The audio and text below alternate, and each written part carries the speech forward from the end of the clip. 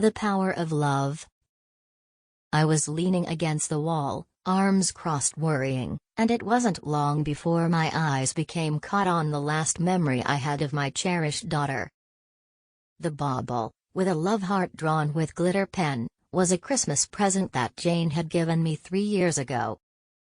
I dared not throw it away, and it was worth more than anything materialistic in the world.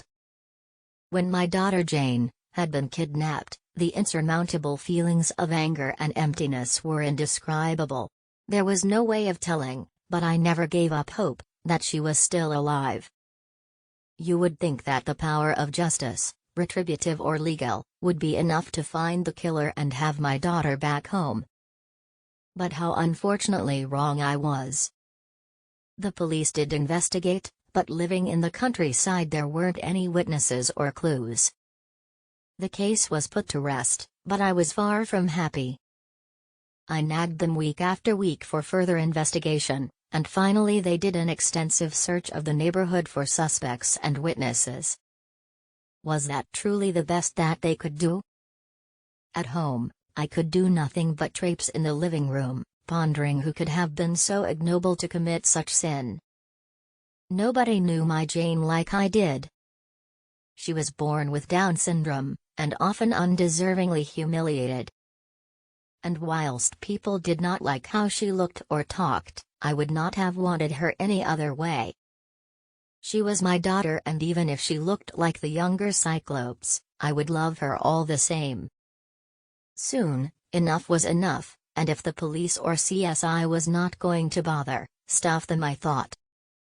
I'll do it myself.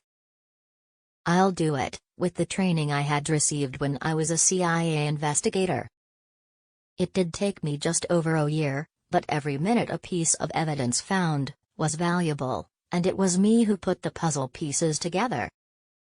Eventually, I found the neighborhood which the killer lived in.